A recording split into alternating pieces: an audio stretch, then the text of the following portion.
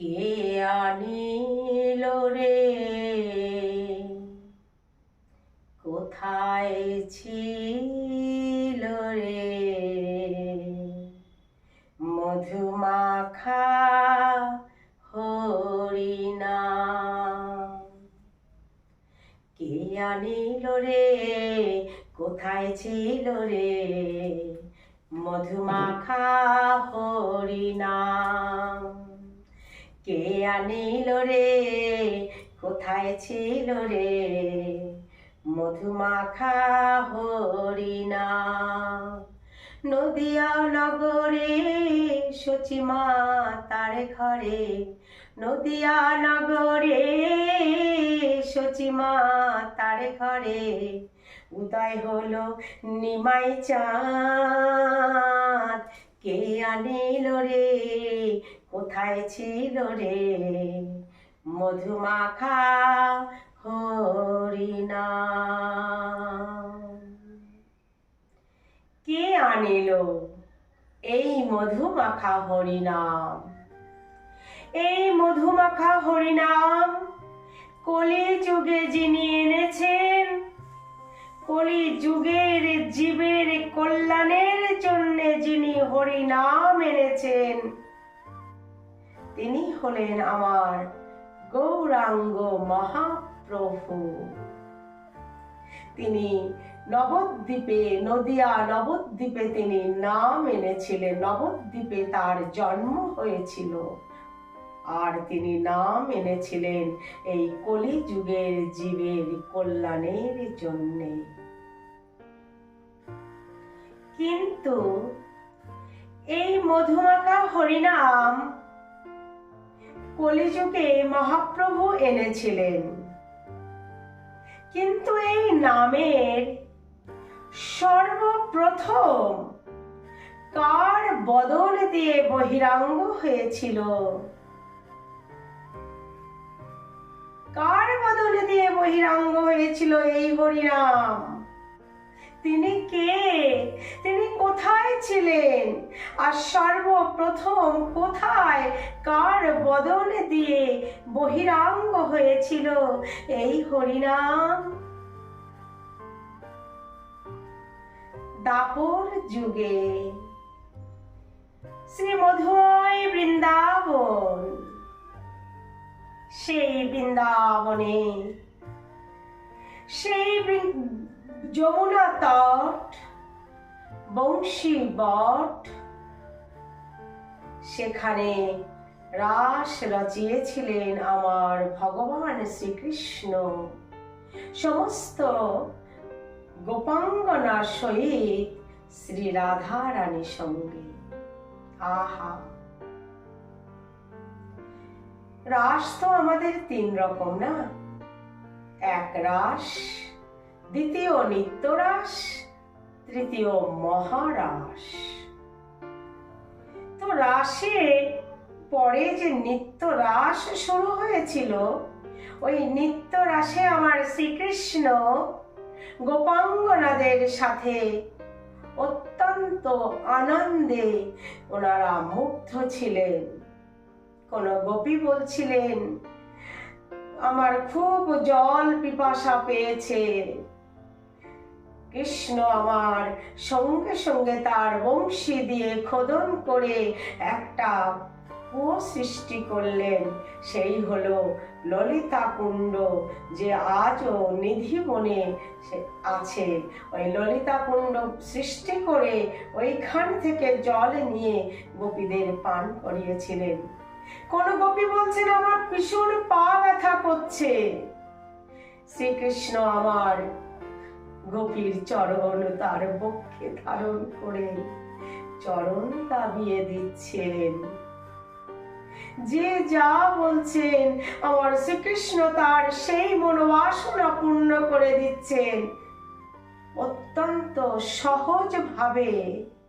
যদি অন্যের কাছ থেকে আমরা উপকৃত হই, তাহলে কিন্তু মনের মধ্যে আমাদের একটা অহং এসে যায়। যেমন গোপীদের মধ্যে অহং এসেছিল। গোপাঙ্গনা মনে করছেন, বাহ, যিনি অখিল পরব্রহ্মাণ্ড নায়ক, তার কাছে আমরা চাই তাই তো পাই, তাই তো পাচ্ছি। বাহ, তাদের মধ্যে অহং এসে গেল। ভগবান শ্রীকৃষ্ণ মনে করছেন, যার ভিতরে অহং থাকে, যার গৃহে অহংকারে ভরা থাকে, তার গৃহেও আমি বাস করি না, আর তার হৃদয় মন্দিরেও আমি থাকি না। যাদের ভেতরে অহং আছে তাদের থেকে আমি অনেক দূরে চলে যাই।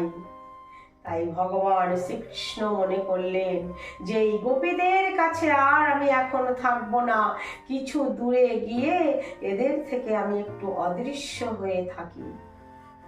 তাই এনাদের থেকে আমার শ্রীকৃষ্ণ একটু বিয়োগ হয়ে ওখানেই ছিলেন, কিন্তু অদৃশ্য ছিলেন। তিনি এত আনন্দের মধ্যে দিয়ে আমার শ্রীকৃষ্ণ বিয়োগ হয়ে গেছিলেন। রাধারানীও পরম আনন্দে, মহা আনন্দে রাস করছিলেন আমার শ্রীকৃষ্ণের সনে। এমন সময় ওমা, যখন পুরো পরিবার আনন্দে থাকে, অনেক অনেক আনন্দে যখন মত্ত থাকে, তখন যদি কেউ সেই আনন্দের মধ্যে দিয়ে একজন যদি বিয়োগ হয়ে যায়, তাহলে সেই পরিবারে অনেক ঘন ঘটা ছায়া নেমে আসে, অত্যন্ত দুঃখ নেমে আসে, অত্যন্ত তুফানের মতো ঝড় নেমে আসে। ঠিক যেমন আমার গোপীদের মধ্যেও এসেছিল, যেমন আমার রাধারানীর হৃদয়েও এসেছিল। শ্রীকৃষ্ণকে দেখতে না পেয়ে গোপাঙ্গনা যমুনা তটে বসে ভগবান শ্রীকৃষ্ণের স্মরণ করছেন। হে নাথ, তুমি কোথায়? হে কৃষ্ণ, তুমি কোথায়? হে শ্যামসুন্দর, তুমি কোথায়? দেখা দাও হে গোপীনাথ। গোপীগণ অত্যন্ত দুঃখিত হয়ে শ্রীকৃষ্ণের কাছে প্রার্থনা করছে, সেদিন যেমন এসেছিলে তুমি, আর কি তেমন আসবে না। সেদিন যেমন এসেছিলে হরি, আর কি তেমন আসবে না। সেদিন যেমন এসেছিলে হরি, আর কি তেমন আসবে না।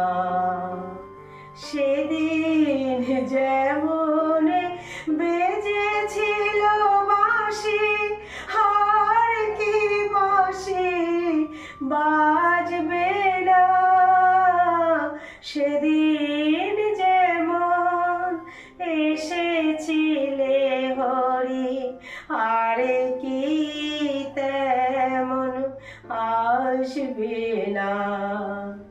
সেদিন যেমন বেজেছিল বাঁশি, আর কি তেমন বাজবে না।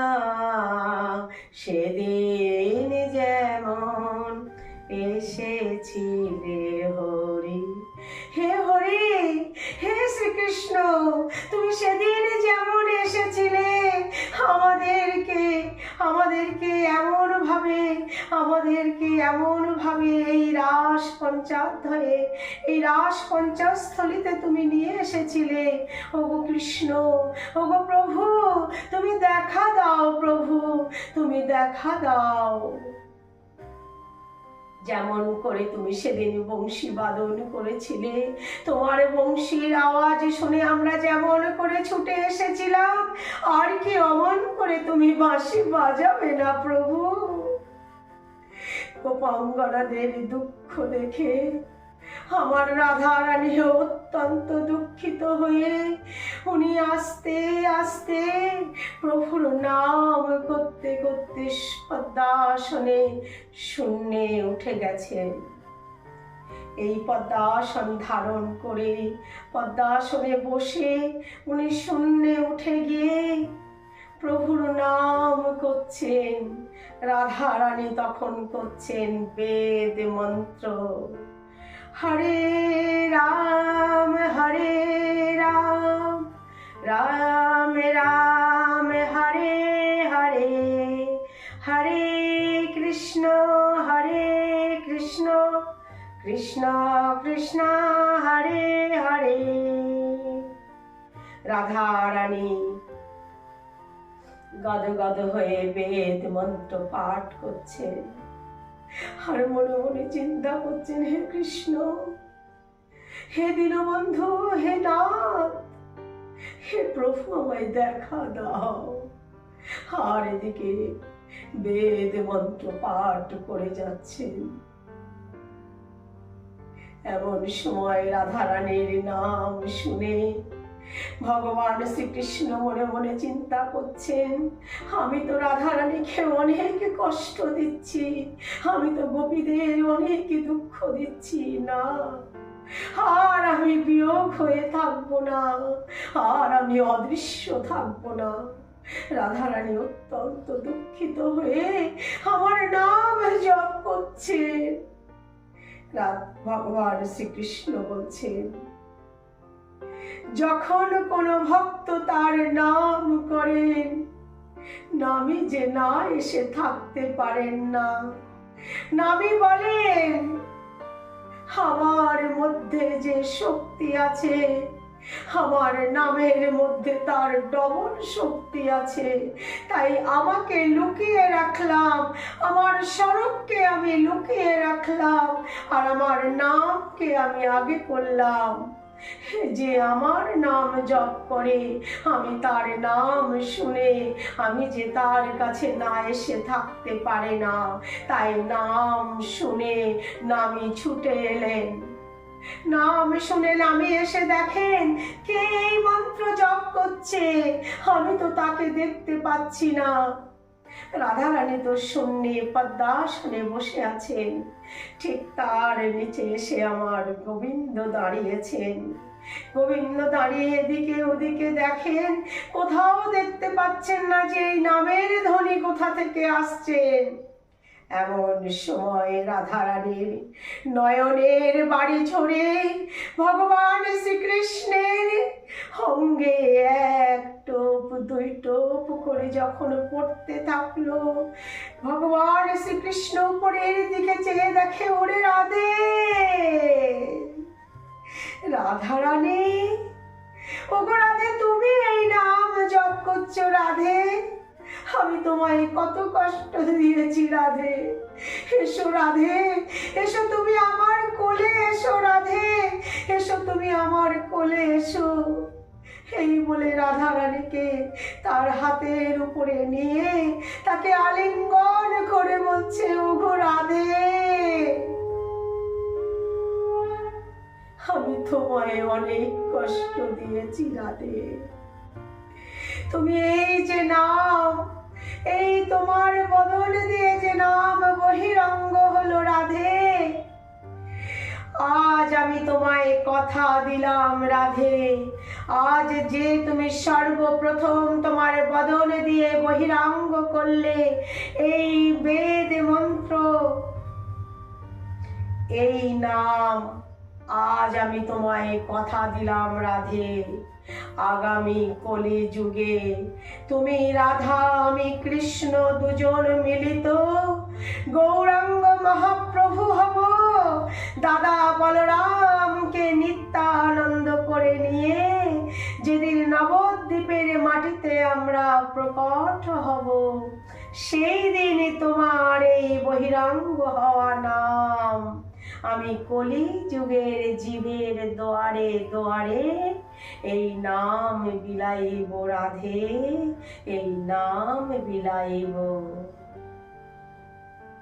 রাধা রানী জপ করেছিলেন, বেদ মন্ত্র। হরে রাম রাম রাম হরে হরে, হরে কৃষ্ণ কৃষ্ণ কৃষ্ণ হরে হরে। এই বেদ মন্ত্র আমার গৌরাঙ্গ মহাপ্রভু যখন নবদ্বীপে অবতার হয়ে এলেন, এই বেদ মন্ত্রকে আমার গৌরাঙ্গ মহাপ্রভু উল্টিয়ে করেছিলেন মহামন্ত্র। হরে কৃষ্ণ কৃষ্ণ কৃষ্ণ হরে হরে, হরে রাম রাম রাম হরে হরে।